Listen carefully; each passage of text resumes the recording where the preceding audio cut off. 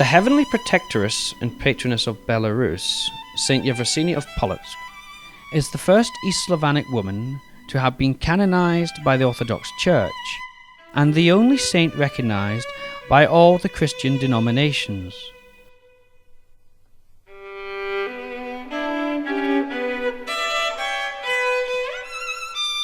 With the power of her faith, goodness and wisdom, she contributed to establishing peace in Slavonic lands.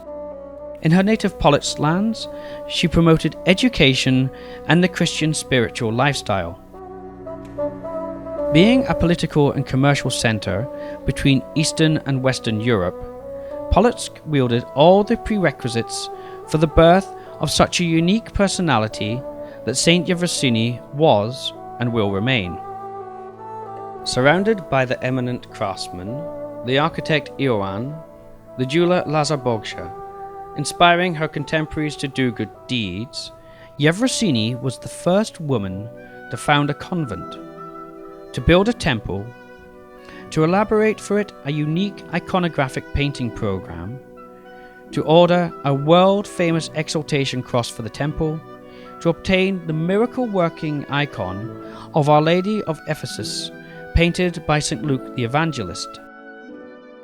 Several centuries after the end of her earthly life in the Holy Land, through the efforts of believers, the Venerable Saint Euphrosyne found eternal peace in her Polotsk cloister, having united Constantinople, Jerusalem, Kiev, and Polotsk with material and spiritual ties.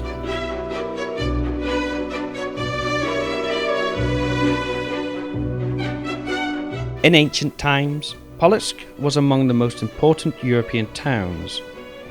In his story of the passing years, the Venerable Nestor wrote, "The Dvina flows into the Varangian Sea. So, from Rus, one can sail down the Dvina to the land of the Varangians, and from the Varangians up to Rome. It is therefore easy to conjecture that the brisk ties between Polotsk and other countries contributed to the spread of Christianity in the Polotsk Principality long before the official adoption of Christianity in Rus. In the 11th to 12th centuries, thanks to the adoption of Christianity and the spread of written language, benefited by the Byzantine culture and the impact of West European culture, the lands of the present-day Belarus entered the stage of the European history. It is not fortuitous that, on one of the most ancient maps in the world, the 13th century Epstoffer map, the medieval Rus was represented by Polotsk, along with Kiev and Novgorod. Majestic temples of Saint Sophia that were raised in the major centers of old Rus lands, in Kiev, Novgorod and Polotsk, not only proudly competed with each other in terms of their name and dimensions, but they could also rival the salubrious temple of Saint Sophia of Constantinople, erected by the Byzantine Emperor Justinian in the 6th century. The close kinship with the Byzantine imperial house, the daughter of Polotsk Prince Vacislav Bratislavich, married Emperor Alexius Komnenos, helped in inviting skilled building crews to Polotsk. Byzantine craftsmasters participated most extensively in building temples, with their walls depicting biblical scenes, in founding monasteries that housed scriptoria for translating books from Greek into Church Slavonic, for copying and artistic styling of books. The great-great-granddaughter of Prince Vladimir of Kiev, Princess Euphrosyne, was born in around 1102 to the family of Polotsk Prince Georgi and Princess Sophia in Polotsk land, at the banks of the river Western Dvina. In those times, the river served as a route from the Northmen to the Greeks and was a major fluvial artery of Eastern Europe, bringing together the cultures of the Catholic, Orthodox, pagan rites and the Arab world. Thanks to a strong economic, political and cultural impact of the Latinate West, Polotsk soon entered the group of advanced lands and felt, earlier than others, the striving to independence. That striving was maintained by the activities of Polotsk princes Bratislav Izaslavich, 1001 to 1044, and the grandfather of Saint Euphrosyne of Polotsk, Vacislav Bratislavich, 1044 to 1101. It is precisely by the efforts of Vacislav that the first stone-walled temple in Belarus, the St. Sophia Cathedral, was built in the town centre in the Upper Castle Hill in the mid-11th century. The cathedral became a symbol of political independence of the Polotsk Principality, of its economic might and great cultural importance. The cathedral was the setting for the most prominent events in the Polotsk Principality: enthronement of princes, receiving of foreign ambassadors, declarations of war and peace. It had Archbishop's Cathedra. It was used for the storing of the state treasury and the books of the library founded by Prince Iziaslav, died in 1001. And it was there that the manuscripts were being written and copies of books were being made. The cathedral was first mentioned in the Lay of Igor's Warfare, 12th century, and the Life of St. Euphrosyne of Polotsk, 12th century. The St. Sophia Cathedral, where Euphrosyne received her monastic tonsure, embarked her on enlightenment activities and spiritual feat, inspired her to create one of the first convents in Rus, and to build on its territory the Saviour Transfiguration Cathedral, a genuine masterpiece of the outstanding Polotsk school of architecture. During the 12th century, Polotsk was among Rus's main centres of monumental architecture. It is precisely there that a special architectural design of the temple was developed. Its tower-like configuration and three-paddle facades accentuated the verticality of the spatial structure of the building. The traditions of Polotsk architecture had a strong impact on the art of building in stone in Smolensk, Novgorod, Grodno, Chernigov, and Vitebsk.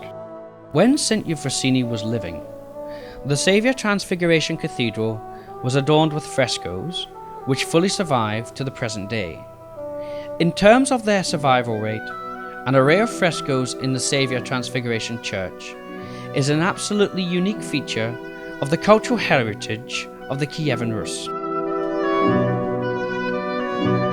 In around 1155, not far from the Saviour Cloister, the Huguenotess Euphrosyne erected the Church of the Blessed Mother of God and, attached to the church, established a men's monastery.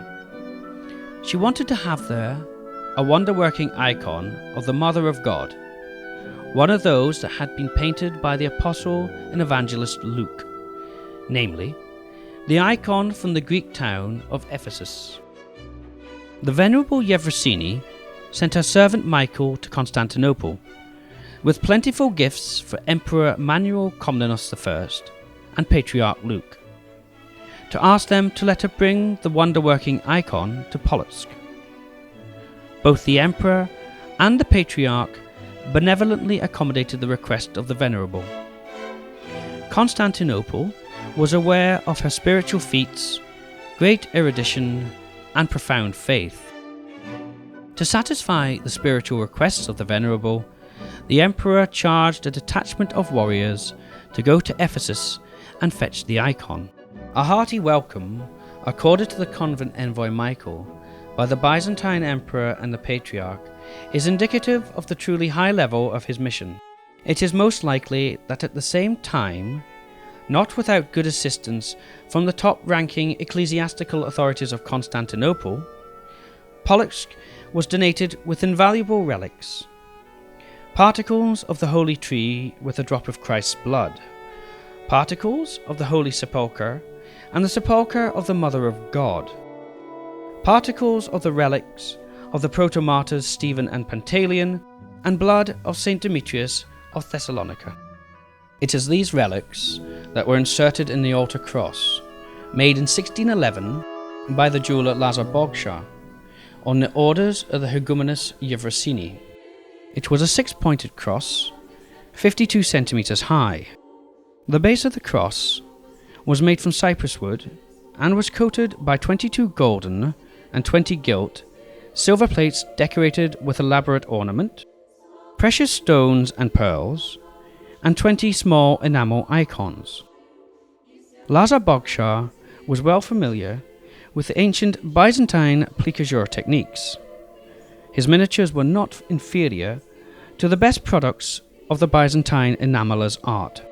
The great artistic mastery displayed in making the cross, its enormous cost equal to the revenues of a whole district, compactness of its iconographic design testify to the high spiritual importance that was attached to the exaltation cross by the church community of Polotsk.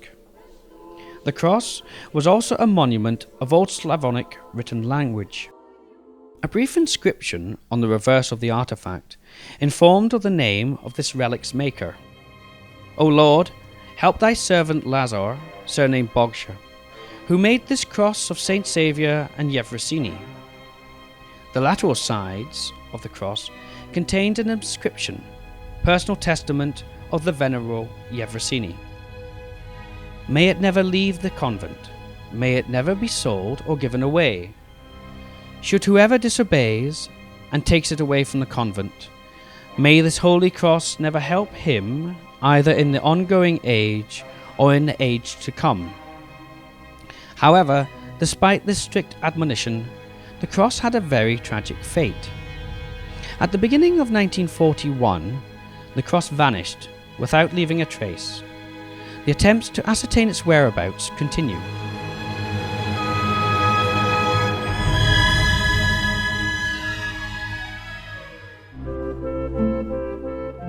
The cloisters, founded by the venerable Euphrosyne, turned, even in her lifetime, into the greatest spiritual, cultural and charity centres in Polotsk land and elsewhere in Rus. Schools, libraries, hotels, asylums for the poor, icon painting and jewellers' workshops were organised within them. After having completed all the arrangements, both internal and external, at her convent, the venerable Euphrosyne, in her declining years already, decided to fulfill her long-lasting wish, to visit the Holy Land. Presaging her approaching death, the Saint Higomenus aspired to visit the places related to the earthly life of Christ the Saviour, to end her earthly path there. Euphrosyne arrived in the city of Christ's suffering at the end of April 1173. The Venerable sent her servant Michael with the gifts to the Patriarch of Jerusalem to ask him to open for her the gate through which Christ entered Jerusalem.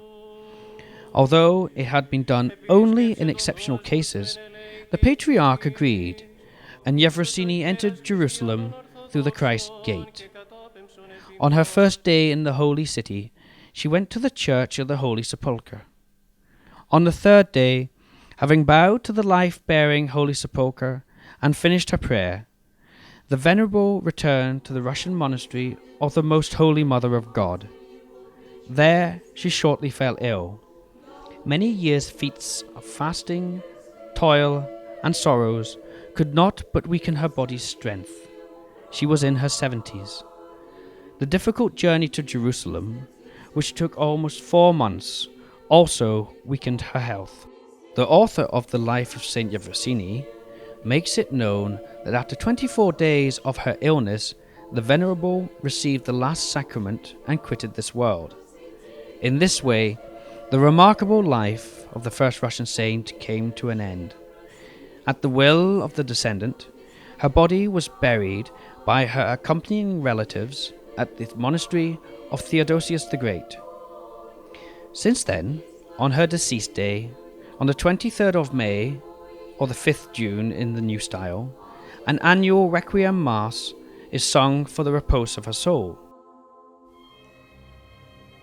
The relics of the Venerable Euphrosyne did not remain in Jerusalem for a long time. On October 3rd, 1187, Jerusalem was captured by the Egyptian Sultan Saladin, who demanded that, within 5 days and after redeeming their lives, the Christians should leave the city. Returning to their homeland, the monks of the Russian monastery took the holy relics of the Polotsk princess with them, wishing to transfer them to Polotsk. It might be that the relics reached Turów, but due to the animosity between the Polotsk and Kiev princes, it was impossible to carry them farther. For this reason, the remains of the holy God-pleaser were brought to Kiev and laid in the remote caves of the Kiev Order of the Caves. Therefore, the Venerable Euphrosyne was the first Russian holy wife to be buried in the great Kiev monastery. For 700 years, the Orthodox believers were remembering and fondly venerating their saint, despite all the religious and historical vicissitudes. On the 22nd of April, 1910, on the third day of the Holy Easter, after the Divine Liturgy, the relics of the saint were taken from the old coffin and laid into a new cypress wood shrine. Then the relics of Saint Euphrosyne were delivered with great honours from Kiev to Polotsk. Thus, after a long-lasting journey, the Venerable Euphrosyne returned to the convent she had founded. The masterpieces of architecture, painting, and ornamental arts, in whose creation Saint Euphrosyne of Polotsk was involved, have turned into the tangible assets of the spiritual heritage of the Enlightener herself, and have exerted an essential impact on the spiritual and cultural development of other countries and nations.